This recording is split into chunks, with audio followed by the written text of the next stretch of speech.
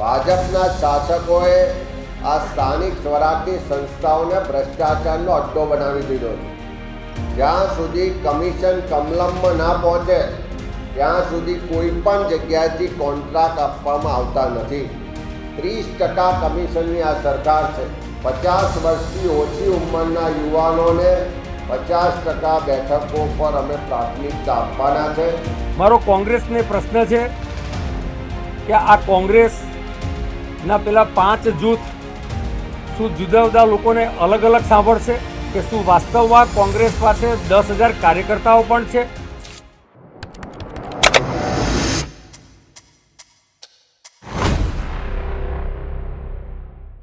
રાજકીય પક્ષો એકબીજા પર આક્ષેપ પ્રત્યે આક્ષેપ કરે એટલે માની લેવાનું કે હવે ચૂંટણીનો સમય આવી ગયો છે, ચૂંટણી નજીક છે. સ્થાનિક સ્વરાજ્યની ચૂંટણી ગુજરાતમાં આવી રહી છે, જેને લઈને ભારતીય જનતા પાર્ટી અને કોંગ્રેસે તૈયારી શરૂ કરી દીધી છે.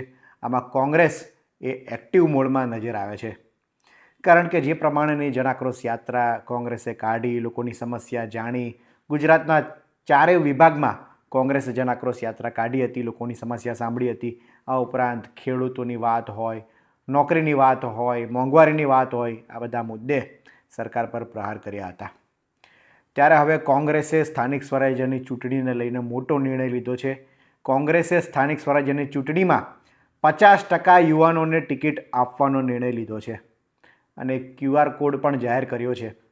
જે પણ યુવાનો ચૂંટણી લડવા માગતા હોય, સામાજિક અગ્રણી હોય, યુવાનો હોય, આ ઉપરાંત અન્ય ક્ષેત્રે ખ્યાતનામ વ્યક્તિ હોય, તમામ લોકોને કોંગ્રેસે આમંત્રિત કર્યા છે કે તમે આવો અને ચૂંટણી લડો. અને આ માટે ઉમેદવારોની પ્રક્રિયા કોંગ્રેસે શરૂ કરી દીધી છે. આ ઉપરાંત કોંગ્રેસના પ્રદેશ પ્રમુખ અમિત ચાવડાએ ભારતીય જનતા પાર્ટીના શાસન પર પ્રહાર કર્યા છે. ભારતીય જનતા પાર્ટીના શાસનમાં વહીવટદારની નીતિ ચાલે છે. કોઈ પણ કામ એ કમિશન વગર થતું નથી. કમિશનનો હપ્તો કમલમ સુધી પહોંચે છે અને જો 30% કમિશન કમલમમાં ન આપ્યું તો તમારા એક પણ કામ નથી થતા, તેવો આરોપ ભારતીય જનતા પાર્ટી પર લગાડ્યો છે. આ ઉપરાંત ચૂંટણીની પણ વાત કરી કે કોંગ્રેસની તૈયારી કઈ રીતની છે અને ઉમેદવારની પ્રક્રિયા, ઉમેદવારોને સિલેક્ટ કરવાની પ્રક્રિયા કેવી રીતના થશે તે પણ વાત કરી. જ્યારે એસઆઈની યાદી બહાર પડી એનાથી સ્પષ્ટ થયું કે મોટા પ્રમાણમાં વોટ ચોરી આટલા વર્ષોથી ચાલતી હતી. ખોટા, ડુપ્લિકેટ અને બોગસ મતદારોના આધારે ચૂંટણીઓ જીતવામાં આવતી હતી. અને આ એસઆઈઆર પછી જે મતદાર યાદી બહાર પાડી એમાં 70 લાખ જેટલા મતદારોના નામ કમી થયા. એ જ બતાવે છે કે પાછલા 20 વર્ષમાં જે ચૂંટણીઓ થઈ એ આ બોગસ મતદાર યાદીના આધારે ચૂંટણીઓ થતી હતી. અને આપ સૌ જાણો છો કે અત્યારે મોટા ભાગની તમામ સ્થાનિક સ્વરાજની સંસ્થાઓમાં ભારતીય જનતા પાર્ટીનું શાસન. ભાજપના શાસકોએ આ સ્થાનિક સ્વરાજની સંસ્થાઓને ભ્રષ્ટાચારનો અડ્ડો બનાવી દીધો છે. જ્યાં સુધી કમિશન કમલમમાં ના પહોંચે ત્યાં સુધી કોઈ પણ જગ્યાએથી કોન્ટ્રાક્ટ આપવામાં આવતા નથી. 30% કમિશનની આ સરકાર છે. સાથે સાથે આપણે બધાએ અનુભવ્યું કે પહેલાં જ વરસાદમાં રસ્તાઓ ધોવાઈ જાય છે. હજુ તો પાણીની ટાંકીનું ટેસ્ટિંગ થતું હોય ત્યારે પાણીની ટાંકી તૂટી પડે છે અને પ્રજાના જે પરસેવાના ટેક્સના પૈસા છે એની ઉઘાડી લૂંટ આ સ્થાનિક સ્વરાજની સંસ્થાઓમાં ભારતીય જનતા પાર્ટીના શાસકો કરી રહ્યા છે. ત્યારે એવા સંજોગોમાં એક ગુજરાતનો સામાન્ય નાગરિક જે ટેક્સ આપે છે તો એની અપેક્ષા હોય કે સારા રસ્તા મળે, શુદ્ધ પીવાનું પાણી મળે, પ્રદૂષણ મુક્ત વાતાવરણ મળે, એને ત્યાં આગળ ટ્રાફિકની સમસ્યાઓ ના હોય, કે આગામી સ્થાનિક સ્વરાજની સંસ્થાઓની ચૂંટણીઓમાં 50% બેઠકો પર યુવાનોને તક આપવામાં આવશે. 50 વર્ષથી ઓછી ઉંમરના યુવાનોને 50% બેઠકો પર અમે પ્રાથમિકતા આપવાના છે. અને સાથે સાથે શિક્ષિત અને પ્રજાની વચ્ચે રહીને કામ કરનારા પ્રમાણિક લોકોને પણ અગ્રતા આપવામાં આવશે. ત્યારે 11 માર્ચથી શરૂ કરીને 20 માર્ચ સુધી આખા ગુજરાતમાં કોંગ્રેસ પાર્ટી જે સંભવિત ચૂંટણી લડવા માગતા ઉમેદવારો છે એમને સાંભળવાની પ્રક્રિયા કરવાની છે.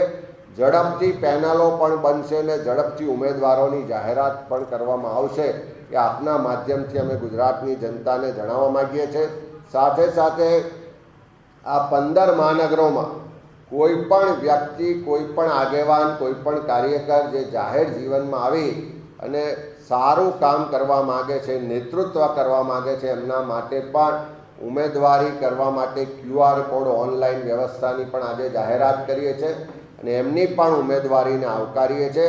ત્યારે આપના માધ્યમથી બધા જ લોકોને વિનંતી કરીએ કે જનતામાં જે આક્રોશ છે, જે જનાક્રોશ યાત્રા દરમિયાન અમે જોયો છે, એ આક્રોશને વહીવટ બદલવામાં પરિવર્તિત કરવા માટે, પ્રમાણિક શાસન લાવવા માટે, ભ્રષ્ટાચારીઓને દૂર કરવા માટે ને પ્રજાના પૈસાની જે લૂંટ ચાલે છે એને અટકાવવા માટે બધા જ સારા લોકો આગળ આવે.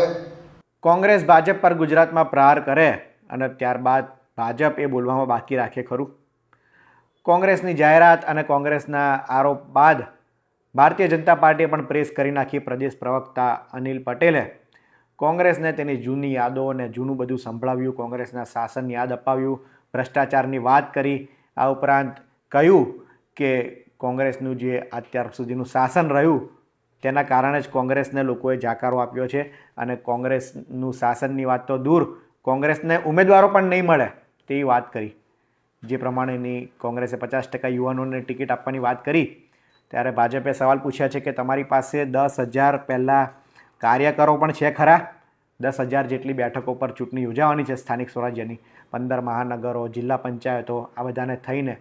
ત્યારે ભારતીય જનતા પાર્ટીએ સવાલ કર્યો છે કે ઉમેદવારોને ટિકિટ આપવાની વાત તો દૂર, તમારી જોડે 10,000 કાર્યકરો છે, પછી તમે વાત કરો. આ ઉપરાંત તેમણે કેન્દ્રીય નેતૃત્વ પર પ્રહાર કર્યા. રાહુલ ગાંધી સહિત તમામ લોકો અત્યારે જામીન પર છે તેવી વાત કરી. એટલે ભ્રષ્ટાચારની વાત તમે ના કરશો એવું કહેવામાં આવ્યું છે ભારતીય જનતા પાર્ટી દ્વારા. જે કોંગ્રેસનું નેતૃત્વ ભ્રષ્ટાચારના અનેક આક્ષેપોમાં સુપ્રીમ કોર્ટમાંથી જામીન પર છે, જે 10-12 લાખ કરોડના ભ્રષ્ટાચારના કારણે દેશની જનતાએ જેને જાકારો આપ્યો છે, એ કોંગ્રેસ કયા મોહે એ ભ્રષ્ટાચારની વાત કરે છે? મિત્રો, કોંગ્રેસે એમણે આવનારી સ્થાનિક સ્વરાજ્યની ચૂંટણીઓના સંદર્ભમાં એમણે તૈયારીની વાત કરી. મારો કોંગ્રેસને પ્રશ્ન છે કે આ કોંગ્રેસના પેલા 5 જૂથ શું જુદા જુદા લોકોને અલગ અલગ સાંભળશે? વાસ્તવમાં એક પરિવારવાદ સાથે ટેવાયેલી કોંગ્રેસની આ પાર્ટી જે જૂથવાદ સાથે સંકળાયેલી છે અને એ ગુજરાતની પ્રજાને, એમાંય ખાસ કરીને યુવાનોને ભ્રમિત કરવાની કોશિશ કરે છે. એ સ્થાનિક સ્વરાજ્યની 10,000 જુદી જુદી સીટો ઉપરની ચૂંટણીમાં કોંગ્રેસ પોતાના ઉમેદવાર ઉતારવાની વાત કરે છે. મારો કોંગ્રેસને પ્રશ્ન છે કે શું વાસ્તવમાં કોંગ્રેસ પાસે 10,000 કાર્યકર્તાઓ પણ છે? અને એનું મોટું ઉદાહરણ એ છે કે કોંગ્રેસે 15 મહાનગરોમાં QR કોડથી ઉમેદવારી કરવા માટે આવકારવાનો પ્રયત્ન કર્યો છે. એનો અર્થ જ એ થયો કે આ 15 મહાનગરોમાં વાસ્તવમાં કોંગ્રેસ પાસે કોઈપણ પ્રકારના ઉમેદવાર નથી. એ હવનમાં હાડકાં નાખવાનું કામ ભૂતકાળમાં ઋષિ મુનિઓના જમાનામાં રાક્ષસો કરતા હતા. આ પ્રકારની પ્રવૃત્તિમાંથી કોંગ્રેસ જ્યાં સુધી બહાર નહીં આવે ત્યાં સુધી કોંગ્રેસને 50 વર્ષથી નાના યુવાનો મળવાનું કોઈ પણ રીતે શક્ય નથી. અને કોંગ્રેસનું જે સંચાલન સમિતિ બનાવી છે, અને રાહુલ ગાંધી જ કહેતા હતા કે ભાઈ આ તો બધા લગ્નના ઘોડા છે. એ જ લગ્નના ઘોડા, હું તો કહેતો નથી કે લગ્નના ઘોડા છે, રાહુલ ગાંધી જ કહેતા હતા તબેલામાંથી ઘોડા બહાર કાઢવા પડશે. તો રાહુલજી પણ ગુજરાત કોંગ્રેસના સંગઠનને એક તબેલામાં બાંધેલા ઘોડા સમજે છે. મને લાગે છે કે ગુજરાતની આ પ્રજા દૈનંદિન આ બધી જ વસ્તુ જોઈ રહી છે. તો ગુજરાતમાં સાહેબ હવે ચૂંટણી પહેલાં જ માહોલ ગરમાઈ ગયો છે. ભારતીય જનતા પાર્ટી અને કોંગ્રેસના એકબીજા પર આક્ષેપ પ્રત્યાક્ષેપ શરૂ થઈ ગયા છે. હજુ તારીખ ભલે જાહેર ન થઈ હોય પણ રાજકીય ગરમાવો એ આવી ગયો છે અને ચૂંટણી સુધી તમને આ પ્રકારની વાત, એકબીજા પર આરોપ પ્રત્યારોપ એ દેખાતું રહેશે.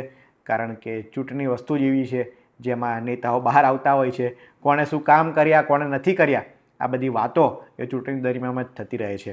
પરંતુ જોવાનું રહ્યું કે ગુજરાતની જનતા સ્થાનિક સ્વરાજ્યની ચૂંટણીમાં કોની પડખે રહે છે. કારણ કે ત્રીજો પક્ષ છે આમ આદમી પાર્ટી, જે ઘણા સમયથી ગુજરાતમાં એક્ટિવ થઈ રહ્યો છે.